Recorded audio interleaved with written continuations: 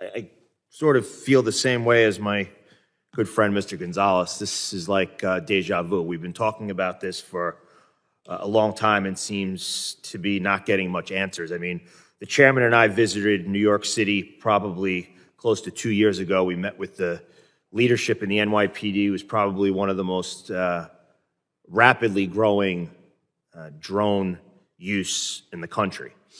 And my vision on jurisdiction of taking down drones may be different from others here. But first, I think it's important to quickly focus on stuff back at home. I mean, these drones over New York and New Jersey, flying over critical infrastructure, flying over some of, whether it's the Verrazano Bridge or others, I mean, I have to agree with my colleagues. The fact that we continue to say that we don't know what they are, we don't know what they're doing, I mean, the American people are looking at us and they think that we're lying to them because they think, how could you possibly not have answers to drones flying over some of the most critical airspace in the country?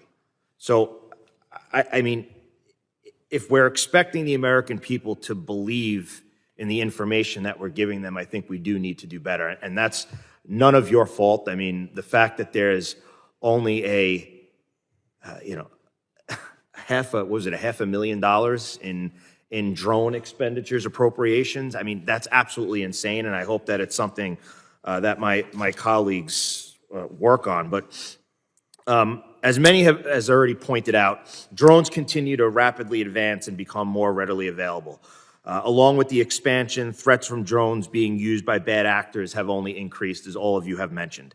Right now, counter-UAS authorities are restricted from local law enforcement agencies, leaving it largely in the hands of federal agencies. So, Mr. Wigman or Mr. Wheeler, very simple questions. Do federal agencies have the ability to assist local law enforcement agencies with their counter-UAS capabilities everywhere and every time it's needed? Not today. That's what we're seeking from the Congress. Yep. Yeah, that's absolutely correct. Are there events and places that would benefit from counter-UAS capabilities that federal agencies are simply not able to cover? Absolutely. There are. Yes. All right. In your submitted statement, you both said, quote, we need to empower state, local, tribal, and territorial law enforcement agencies across the country, which are primarily responsible for keeping our citizens safe at the local level, to take the steps needed to protect their communities from the emergency threat. This past year, right in my district, in the middle of my district in Nassau County, we hosted the 2024 International Cricket World Cup, including the India-Pakistan match. While there were drone-related threats from ISIS ahead of the tournament, the federal government was only able to assist with their counter-UAS capabilities for a small portion of the tournament. What is the current impact of local law enforcement not having these authorities? And I'll leave that to any of you. Well, I think that's the main thing, is the capacity. We need more capacity to be able to do the mission, and we strongly support state and local jurisdictions having that capacity and the authority and the ability to help. Right. And I think I'm sorry, Mr. Woodman, I didn't mean to interrupt. No, that's right. And just to answer your question also, Mr. Congressman Gonzalez as well, I mean, I think all of us on the panel share your view that we need to do more and more resources. If we do get the authorities, we will certainly need more resources. Right. Even if state and locals are doing it, that will require training and additional work and approval on our end. So more resources, more authorities, those are all things that we would support.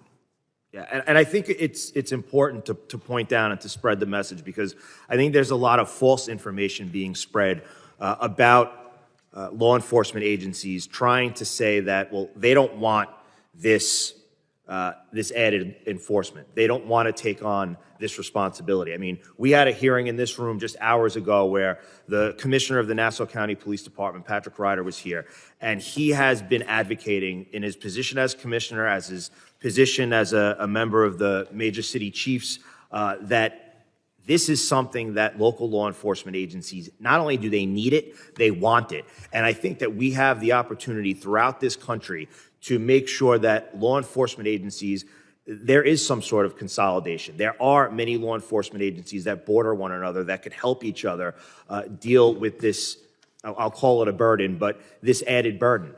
But they're willing to do it. Why? Because it makes sure that people can be kept safe. We can make sure that in instances like the World Cup back in my district, or as Mr. Jimenez was talking about the Summer Games in Miami, I mean, to depend on the federal government, and the federal government is telling us, well, we can only help you some of the time, even when you have threats from ISIS, I mean, that's a huge problem.